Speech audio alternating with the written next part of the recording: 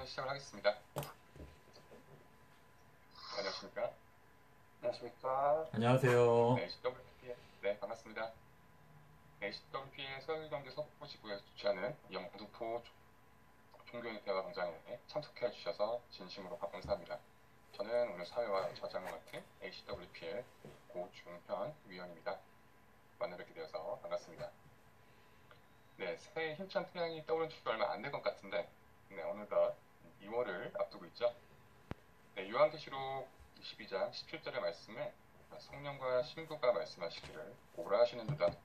듣는 자도 오라 할 것이요 목마른 자도 올 것이요 또 원하는 자는 값없이 생명수를 받으라 하시더라 라는 말씀의 현장이 지금 이 순간이지 않을까 싶습니다. 네, 오늘 이 시간도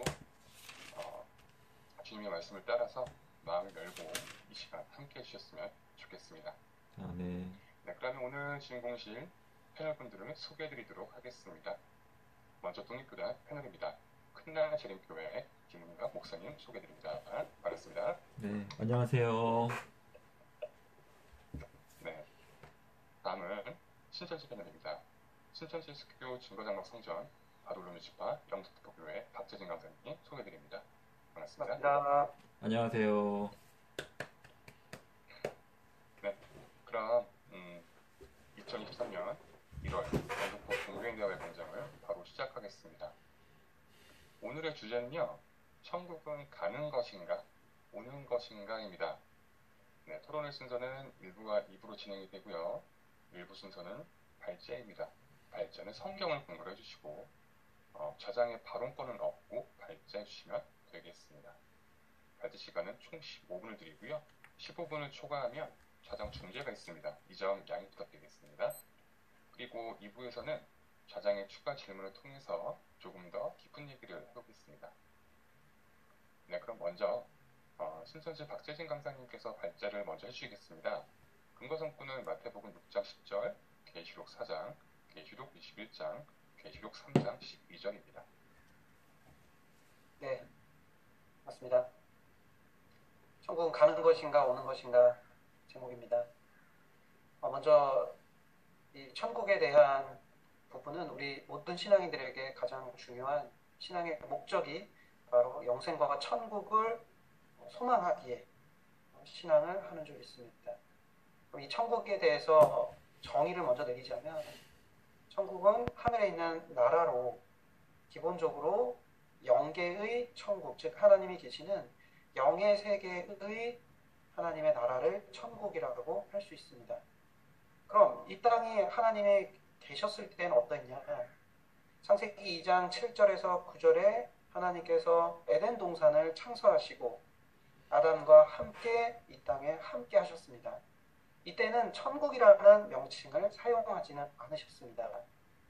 그러나 아담의 범죄함으로 인하여서 에덴 동산으로 들어가 생명나무 실과를 먹어 영생을 얻을까 하여 두루도는 화영검으로 에덴 동산의 생명나무 실과를 따먹지 못하도록 막게 되시고 아담의 후손들에 대해서도 그들의 모든 생각과 계획이 악함을 보시고 창세기 6장에서는 하나님께서 하나님의 신이 사람에게서 떠나감으로 육체가 되었다라고 하십니다. 즉, 이 땅에 에덴 동산을 창설하여 하나님께서 함께 하셨지만 하나님이 이 땅에서 떠나가심으로 하나님의 나라는 영의 세계에 이루어지게 됩니다. 그러면 그 영계의 천국은 그냥 영의 세계에만 계시는 것이냐? 그것은 아니라는 것을 마태복음 4장 17절을 통해서 알 수 있습니다. 구약의 약속을 이루신 예수님께서는 처음 복음을 전파하실 때 회개하라 천국이 가까이 왔느니라 외치십니다. 즉 떠나가셨던 영의 세계의 하나님의 나라가 구약을 이루신 예수님에게 함께함으로 이 땅에 천국이 임하였음을 알 수 있습니다. 즉 천국은 영의 세계에 있지만 구약의 약속이 이루어졌을 때는 이 땅에 임하셨다는 것을 알 수 있습니다. 그러면 천국은 우리가 가는 것인지 아니면 임하여 오는 것인지 먼저 살펴보도록 하겠습니다. 첫 번째입니다. 요한복음 3장 13절에 보니 인자 이외에는 하늘에 올라간 자가 없다라고 예수님께서 말씀하십니다. 즉 예수님 외에는 영계의 천국을 올라간 자가 없다는 겁니다. 하지만 구약의 에스겔 1장에 보면 선민 이스라엘이 사로잡혔을 때 북방으로부터 큰 구름이 오게 되고 그 구름 속에 내생물과 또 맑은 유리바다와 같은 궁창과 그 궁창 위에 하나님의 보좌와 보좌 위에 사람의 형상을 한 하나님의 형상을 인자 에스겔이 보게 됩니다. 에스겔을 인자라 표현하신 것은 바로 예수님께서 하실 일을 빙자하기 위해서 에스겔을 인자라고 지칭한 것을 알 수 있습니다.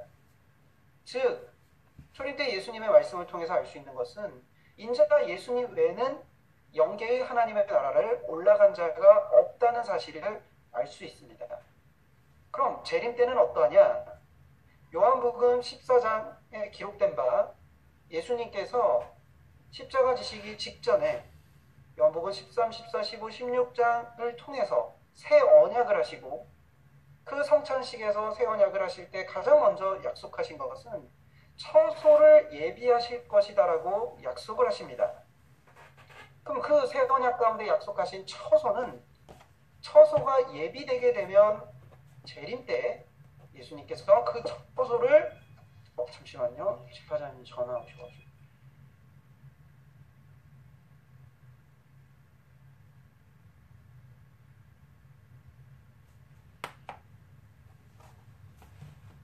집사장님 전화 오셔가지고 죄송합니다. 네. 요한복음 14장에서 처소를 예비할 거라고 약속하시고 그 새 언약의 약속이 이루어지는 예수님 재림 때에는 처소가 예비되면 다시 와서 그 처소를 함께하게 될 거라고 약속하셨습니다. 즉 재림 때 또한 우리 사람이 영계의 천국으로 올라가는 것이 아니라 예수님께서 처소를 예비해서 이 땅에 임하실 것을 새 언약하셨다는 것을 알 수 있습니다.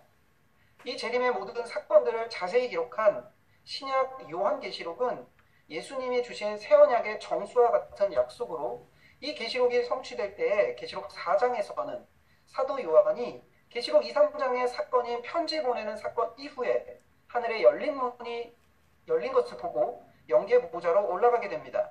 이때 영계 보좌의 형상은 에스겔 1장과 같이 내생물과 많은 눈과 유리바다와 보좌에 앉으신 하나님을 보게 되고 그 하나님의 보좌 가운데 계시록 5장에 일곱 인으로 봉헌책을 보게 되고 봉헌책을 취하시는 어린 양이신 예수님을 보게 되니 바로 계시록 4장의 영계 보좌에는 하나님과 예수님과 천천만만의 영들이 함께하는 천국임을 확인할 수 있습니다. 그리고 그 영계의 천국을 예수님께서는 사도 요한에게 계시록 4장에서 보여주시고 계시록 4장 8절에서는 장차 이 영계의 천국이 임할 거다라고 약속을 하셨으니 바로 요한복음 14장에 말씀하신 것처럼 그 처소와 같은 영계의 천국이 이 땅에 임하실 것을 약속하셨다는 것을 알 수 있습니다.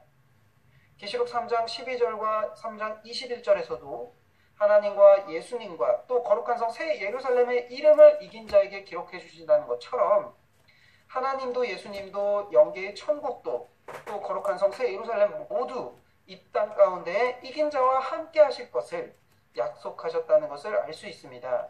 즉 영계의 천국은 사람이 올라가는 것이 아니라 바로 예수님께서 예비하시고 약속하신 대로 이루어졌을 때 새 언약이 성취되는 재림 때에 이 땅에 임한다는 사실을 알 수 있습니다.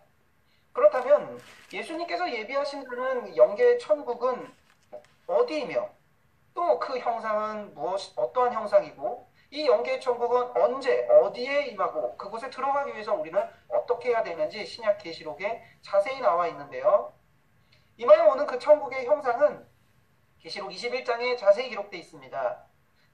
계시록 21장 1절에서는 처음 하늘 처음 땅이 없어지고 새 하늘 새 땅이 이루어질 때에 거룩한 성 새 예루살렘이 이 땅 가운데 임함으로 하늘에서 내려와 하나님의 장막이 사람들과 함께함으로 사망 고통 애통함이 없어진다라고 약속하셨습니다. 즉 하나님의 장막인 거룩한 성 새 예루살렘은 계시록 21장 22절에서는 그 성 안에 성전을 보지 못했고 하나님과 예수님이 성전이라 하시니 이건 건물의 성전이 아니라 영계의 나라임을 알 수 있습니다. 이 영계의 나라는 하나님과 예수님 자체가 성전이 되시고 계시록 21장 14절에서는 그 성의 기초석은 어린 양의 12사도의 기초석에 이름이 써 있다는 것처럼 예수님의 12제자의 영들의 조직체로서 이루어졌다는 것을 알 수 있습니다. 즉 요한복음 14장에서 예수님께서 약속하신 처소는 바로 계시록 21장에 기록되어 있는 거룩한 성 새 예루살렘이라는 걸 알 수 있습니다. 그렇다면 왜 이곳을 새 예루살렘이라고 말씀하셨냐? 이는 구약의 모세를 통해서 하나님께서는 하늘의 영계의 형상을 출애굽기 25장에서 보여주시고 이 땅에 장막을 지으라고 말씀하셨습니다. 그 장막은 히브리서 8장 5절의 말씀과 같이 하늘의 형상을 보고 들은 대로 이 땅에 지은 것입니다. 그 장막이 나중에 이어져서 다윗과 솔로몬 때의 예루살렘 성전이 장막으로서 지어지게 되었습니다. 그러나 신약 계시록에 예수님이 약속하신 그 처소를 새 예루살렘이라 하신 것은 모세 때의 장막과 같은 예루살렘이 아닌 계시록 성취 때에 출현하는 새 예루살렘임을 구분하고 있는 것임을 알 수 있습니다. 이는 계시록 15장 2절에서 5절에 계시록 성취 때에 출현하는 증거장막 성전이 있는 것처럼 새 예루살렘은 계시록 성취 때의 출현하는 하나님의 나라임을 알 수 있습니다. 그럼 이 거룩한 성 새 예루살렘은 어디에 임해 오시냐? 바로 계시록 3장 12절에 이기는 자에게 임하신다 하셨고 그 이기는 자는 아무나 이기는 자가 될 수 있는 것이 아니라 계시록 12장에서는 이긴 자가 출현하는 장소를 기록하고 있으니 바로 계시록 12장 1절에 해, 달, 별을 입은 여자가 있는 하늘에서 출현하게 됩니다. 해, 달, 별을 입은 여자는 바로 영적 이스라엘을 대표하는 해, 달, 별 영적 이스라엘을 대표하는 목자로서 계시록 13장 6절에 말하는 하늘 장막이 되겠습니다.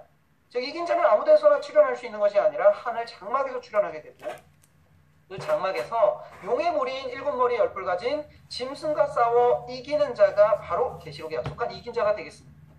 계시록 12장 9절에서 11절에서는 어린 양의 피와 증거하는 말로 싸워 이김으로 하나님의 나라와 구원과 그리스도의 권세와 그리스도 나라가 이루어졌다는 것처럼 이 땅 가운데 하나님의 나라가 임하는 것은 바로 용의 무리와 싸워 이긴 자가 하늘 장막에서 싸워 이김으로 출현하게 됩니다. 그럼 그가 이긴 자인 것을 확인할 수 있는 또 다른 증거는 무엇이냐? 바로 하늘 장막에 출현하는 것도 있지만 바로 이겼다는 증거인 영적 새 이스라엘 12지파를 계시록 7장과 같이 이긴 자의 증거로서 12지파를 창설하고 유지하게 됩니다. 그 영적 이스라엘을 창조하는 방법은 계시록 14장에 약속한 추수의 방법으로 창조하게 되고 신약 계시록의 모든 말씀을 생각과 마음에 반복하여 새기는 인쳐서 창조하는 방법으로 창조되게 됩니다. 이곳의 창조는 그럼 언제 이루어지게 되냐? 계시록 21장 1절에 기록된 것처럼 처음 하늘 처음 땅이 없어지고 새 하늘 새 땅이 이루어져야 하니 처음 하늘 처음 땅과 같은 영적 이스라엘 해달별의 장막이 배도와 멸망으로 사라진 이후에 그곳 가운데 싸워 이긴 자가 계시록 7장에서 12지파를 창설하게 됩니다.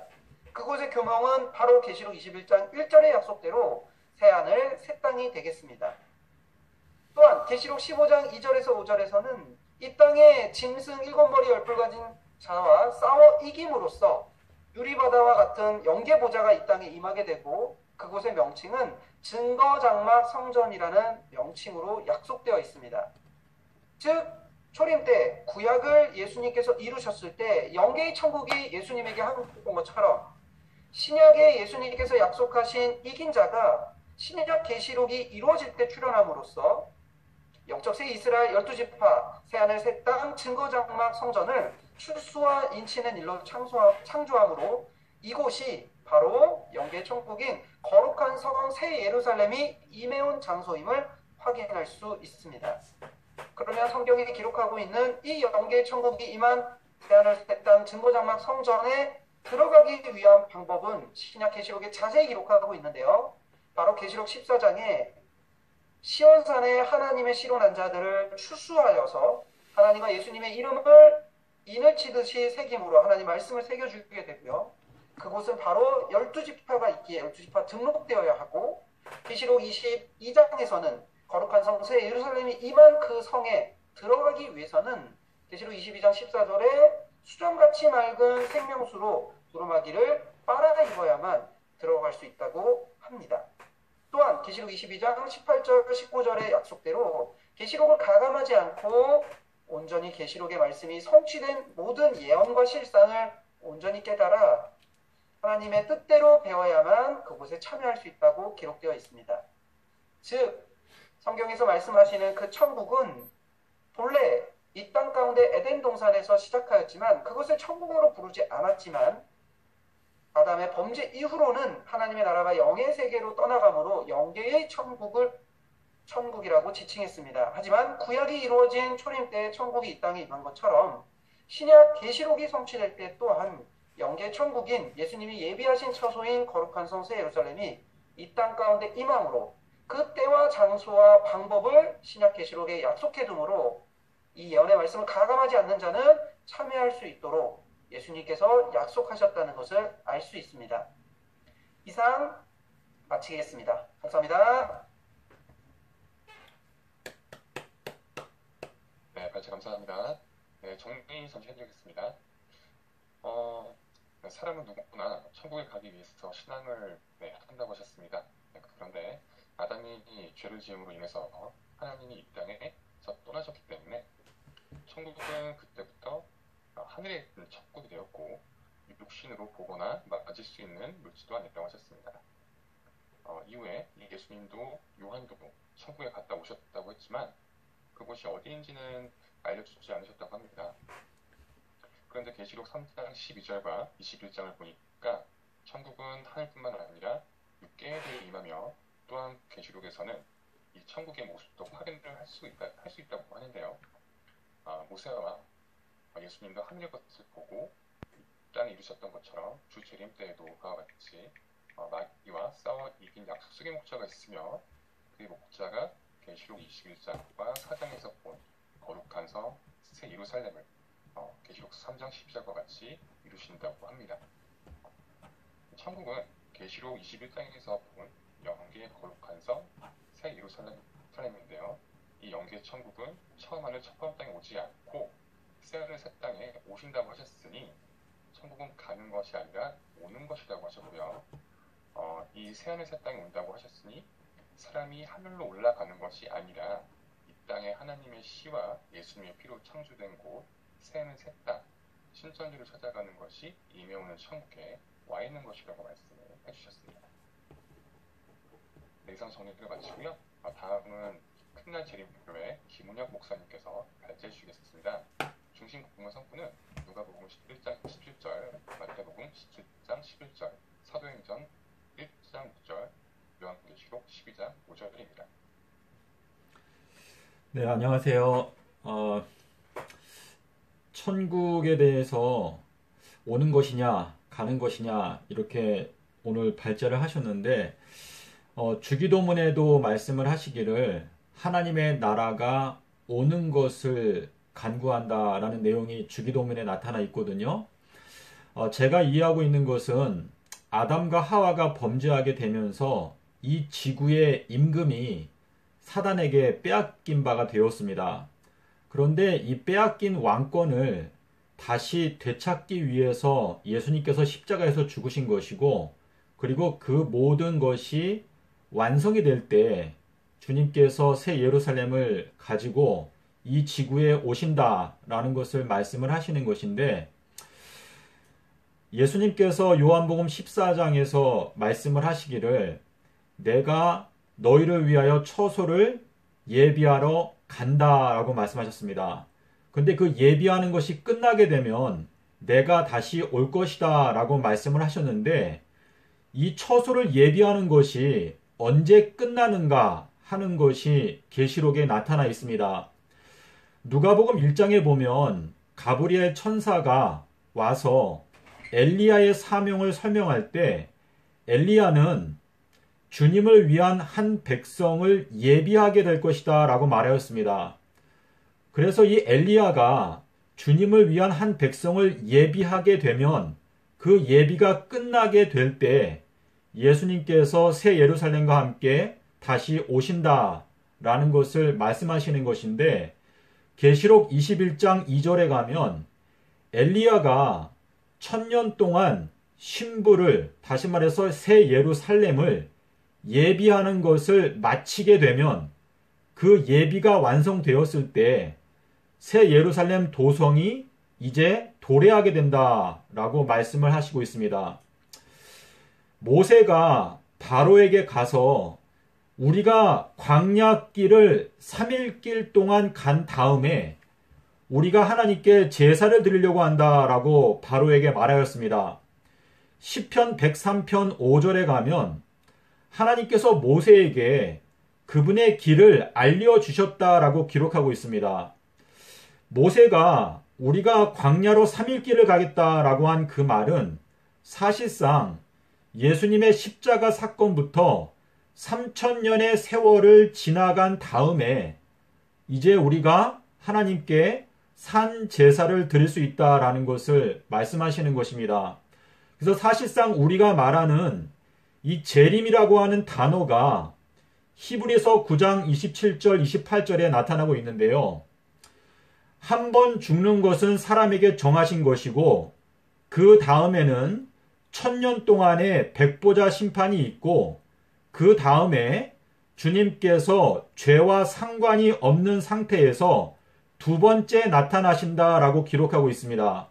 그래서 우리가 보통 말하는 이 재림이라고 하는 것은 사실상 3030년에 완성이 되는 것인데, 문제는 주님을 믿는 자들은 첫 번째 부활에 참여해야 하기 때문에 1000년 동안의 백보자 심판을 시작하기 전에 하나님을 믿는 참된 무리가 나타나야 합니다. 그래서 성경적으로 엄밀하게 말하면 재림이라고 하는 것은 십자가 사건부터 3000년의 세월이 지나가고 나서 이 3000년이 끝난 다음에, 그 다음에 예수님께서 죄와 상관이 없이, 다시 말해서 모든 악한 자들과 악한 천사들이 모두 다 불못의 멸망을 당하고 난 후에 그 다음에 죄와 상관이 없이 두 번째 나타나시리라 라고 히브리서 9장 28절에서 말씀을 하시고 있습니다. 그래서 기본적인 틀은 예수님께서 하늘에 승천하시고 이 3000년의 세월 동안에 하나님을 믿는 그분의 일꾼들이 또는 주님의 종들이 3000년이 찰 동안에 신부로서 준비하는 기간이 있는 것입니다. 에스더 4장 16절에도 가면 에스더가 삼낮 삼밤을 금식하고 난 다음에 그 다음에 왕에게 나가면서 내가 죽으면 죽으리라 라고 왕에게 나갔습니다. 예수님도 예수님께서 마신 잔이 무엇인가? 예수님께서 마지막 만찬을 하시면서 너희가 이 잔을 마시게 되면 너희가 영생하게 될 것이다 라고 말씀하셨습니다. 아버지께 기도하시면서 내가 이 잔을 마시지 않으면 안 되겠습니까? 라고 기도를 했는데 예수님께서 마셨던 그 잔은 삼낮 삼밤을 땅속에서 지내신 잔이었습니다. 이 삼낮 삼밤은 3000년을 의미하는 것인데 서기 30년부터 3030년이 지나간 다음에 이제 새 예루살렘이 도래하게 된다라는 것을 저희들에게 말씀하시는 것입니다. 그래서 에베소서 2장에 가면 우리 각 개인들이 하나님께서 거하실 처소가 되기 위해서 건축되어지고 있다라고 말하고 있습니다.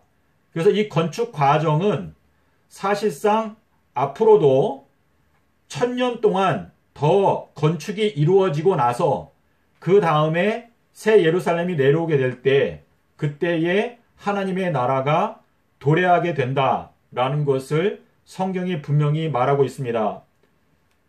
자, 그 다음 해주실래요? 네, 아니요, 그 전에 거. 예. 자, 사도행전 1장 6절에 보면요. 그 다음 거요.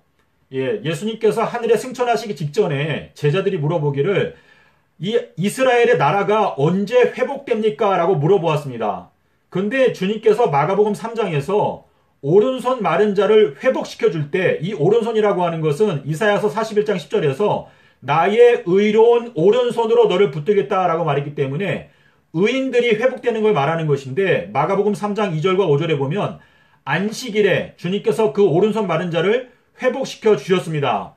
이것은 7번째 천년기가 될 때 주님께서 우리에게 회복을 허락하신다라는 것을 말씀하시는 것인데 마태복음 17장 11절에서 엘리야가 와서 모든 것을 회복할 것이다 라고 말씀하셨고 보혜사 성령에 대해서 말씀하실 때에는 보혜사 성령이 모든 것을 너희들에게 가르쳐 줄 것이다 라고 말씀하셨습니다. 그래서 엘리야가 사실상 보혜사 성령을 받아서 그 역할을 하게 되는 것인데 엘리야가 1000년 동안 이 구원받은 주님의 자녀들을 어린 양의 신부로서 예비시키는 기간이 있는 것입니다. 주님께서 마태복음 24장 45절과 47절에서 헬라어 원어를 보면 더 분명한데요. 주님께서 분명하게 내가 나의 모든 소유를 엘리야에게 맡기고 그가 1000년 동안의 백보자 심판을 진행하게 된다라는 것을 분명하게 말씀을 하시고 있습니다. 그래서 마가복음 9장 12절과 13절에 보면 인자가 예수님 자신도 인자였지만 엘리야도 역시 인자라는 것을 말씀하시고 있습니다. 그래서 엘리야가 1000년 동안 주님의 양들을 신부로 준비시키고 1000년 동안의 백보자 심판을 하고 그 다음에 새 예루살렘 하나님의 나라가 도래하게 된다라는 것을 성경이 분명히 말하고 있습니다. 네, 다음 거 보여주세요. 네, 이 도표가 가장 중요하고 가장 이해하기 쉬운 건데요. 자, 맨 위에 보면 사망에서 예수님께서 완전하게 죽으셨죠. 그랬다가 삼낮 삼밤을 땅속에서 지내신 다음에 영생체로 부활하셨습니다. 이것이 주님께서 우리들을 위해서 열어놓으신 완전한 길인데 우리가 어떻게 죽을 수밖에 없는 이 운명에서 영생체로 변화될 수 있을까? 이것은 그 기간이 삼낮 삼밤이 걸린다라고 하는 뜻인데 이것이 주님께서 마신 잔이었습니다. 근데 주님께서 마가복음 10장 39절에서 제자들에게 말씀하시기를 너희들도 내가 마시는 잔을 마셔야 한다라고 말했습니다. 그러면서 너희가 내가 마시는 잔을 마시면 너희들도 영생하게 된다라고 약속을 하셨는데 이것이 바로 새 언약입니다. 주님께서 한때, 두때, 반때를 지나가는 동안에 하나님의 자녀들이 작은 뿔 세력에게 짓밟히게 될 것이다 라고 다니엘서 12장 7절에서 말했는데 우리 성도들도 이 42달 동안에 그 핍박의 과정의 잔을 마시게 되면 저희가 영생의 몸으로 부활하게 된다라는 것을 말씀하시는 것인데 주님께서 말씀하셨던 삼낮 삼밤 땅속에서라고 하는 이 말씀은 사실상 3000년을 저희들에게 설명하기 위해서 말씀을 하신 것입니다. 그래서 죽게는 1000년이 하루 같고 하루가 1000년과 같다 이 말은 베드로에게 주신 약속인데 베드로에게 주님께서 천국의 열쇠를 주셨습니다. 그래서 베드로가 그걸 깨닫고 죽게는 1000년이 하루와 같고 하루가 1000년과 같은 이 한 가지를 잊지 말라라고 고백하고 있는데요. 주님께서 걸어가신 이 완전한 길, 그래서 엘리야가 전파하는 기별은 주님의 길을 곧게 하라라고 말했는데 지금 현 기독교단 안에 너무나 만연하게 퍼져 있는 거짓된 교리, 바벨론의 독주가 무엇인가, 예수님이 금요일날 돌아가셨다라고 하는 그 거짓말 때문에 우리가 지금 완전한 길을 보지 못하고 있는 것인데 예수님은 서기 30년도에 수요일날 돌아가시고 일요일에 부활을 하셨습니다.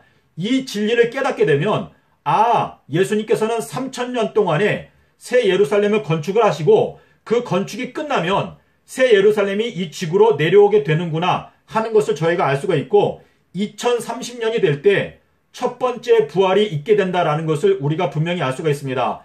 마가복음 13장 23절에서 너희들은 조심해라. 내가 모든 것들을 너희들에게 미리 말하였다라고 말했는데 예수의 증거는 예언의 영이다. 예수께서 가라사대가 우리의 눈을 열어주는 예언을 깨닫게 하는 영이다라고 말씀하셨는데 이 요나의 표적, 이건 비둘기의 표적인데요. 이 요나의 표적을 통해서 주님께서는 이 세상 전체를 뱀과 비둘기로 완벽하게 나누시는 것입니다. 자, 그 다음 거 보여주시겠습니까?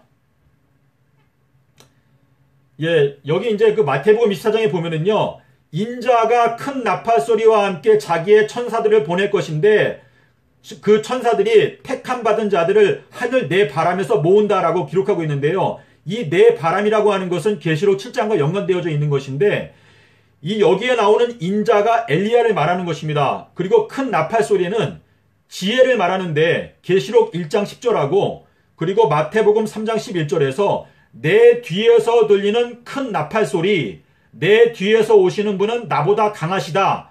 강한 자는 지혜가 있는 자이다. 잠언 24장 5절에서 말하고 있기 때문에 이 큰 나팔 소리는요.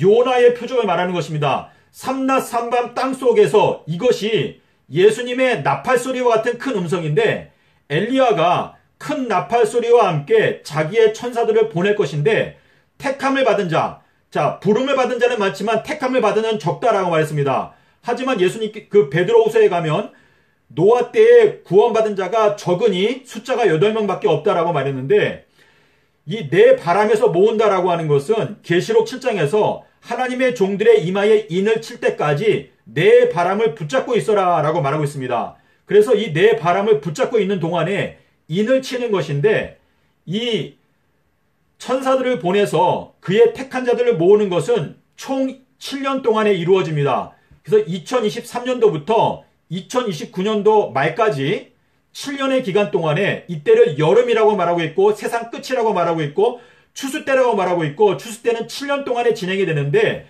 예레미야서 5장 24절에서 7년 동안의 추수 기간이 있다는 것을 분명히 말하고 있습니다. 주님께서 저희들에게 하시는 이 모든 계획은 이 마지막 때에 엘리 엘리 라마 사박다니 엘리야가 와서 모든 것을 회복할 것이고 엘리야가 와서 예수님을 구원해 준다라고 말하고 있는데 예수님의 말씀이 다 무너지고 땅에 떨어졌을 때 엘리야가 와서 예수님의 무너진 말씀을 다시 회복한다라고 하는 의미가 되겠습니다. 다음 거 있나요? 예. 자, 여기에 보면은 이제 인자, 이 마태복음 25장 31절부터 보시면은요. 인자가 나오고 임금이 나오고 아버지가 나오는데요. 인자가 만국을 모아놓고 이건 엘리야가 온 세상 사람들을 다 모아놓고 오른쪽 왼쪽으로 나누는데 그때에 임금께서 예수님께서 오른쪽에 있는 자들에게 말하기를 내 아버지께 복받을 자들이요 라고 말하고 있습니다. 그래서 이 마지막 끝에 주님께서 인자로 말씀하신 것은 전부 다 엘리야를 지칭해서 말씀을 하신 것입니다. 예, 어느 정도 설명이 되었는지 제가 시간이 언제까지예요? 네, 3분 남으셨습니다. 아, 그래요? 네. 자, 그래서 아까 우리 강사님께서 말씀하신 것 중에서 이기는 자에 대해서 잠깐 말씀드리겠습니다. 이기는 자는 요한일서 5장 5절에 가면 예수님께서 하나님의 아들이신 것을 믿는 자가 아니면 이기는 자가 누구냐라고 말했는데 그 고백을 제일 먼저 했던 사람이 베드로였어요. 마태복음 16장 16절에서 주는 그리스도시요 살아계신 하나님의 아들이십니다 라고 고백했을 때 예수님께서 뭐라고 말했냐면 바 요나 시모나 요나의 아들아 네가 복이 있는데 이것을 너한테 계시하여 주신 분은 계시를 열어주신 분은 하늘에 계신 아버지시다 라고 말하면서 요한복음 21장에 가면 베드로한테 말하기를 요나의 아들아 네가 목자가 되어라 라고 말씀하시고 있습니다. 그래서 아까 말씀하신 약속의 목자 이 목자가 되기 위해서는 가장 첫 번째 조건이 뭐냐면 요나의 아들이 되어야 합니다. 왜냐하면 예수님도 요나의 아들이시기 때문입니다.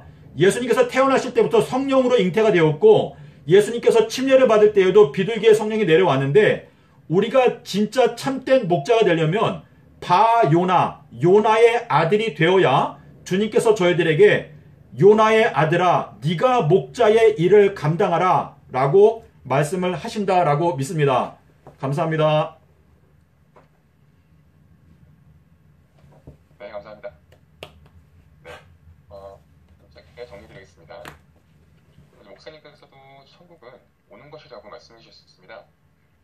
결론적으로 서기 3030년에 천국이 이 땅에 완성이 된다고 하셨고요. 예레미야서 2장 24절과 누가복음 21장 25절 7절을 통해서 본 바 2023년 3월 23일부터 2030년에 4월 18일에 175보름의 7년의 기간에 예수님께서 재림한다고 하시고요. 이 지구의 역사는 이제 끝마쳐 지고 천년이 30년 안에는 새 예루살렘 성이 내려온다고 합니다. 아담과 하와가 범죄하게 된 BC 4001년 이후 일곱 번째 천년기가 될 때, 즉 6030년이 지나가면 재림의 사건이 일어난다고 하셨고, 이것은 시편 90편 4절에 일곱째 날이라고 하셨고, 창세기 2장 1절에 일곱 번째 날에 현재 들어와 있다고 하셨습니다. 그리고 안식일을 허락하시는 때가 거의 들어왔다고 하셨습니다. 이렇게 정리해도 될까요? 네, 목사님? 예, 감사합니다. 좋네요, 네. 네. 네, 이번에는 질의응답을 좀 해보겠습니다. 네, 제가 질문 하나씩을 드릴 텐데요. 네, 같은 질문을 드릴 거예요. 이제 질문이 너무 타이트하지는 않습니다. 짧지 않고 저희들이 조금 그냥 평상시에 생각해 볼 수 있는 그런 내용들이에요. 네, 박재진 강사님께 먼저 질문 드리겠습니다.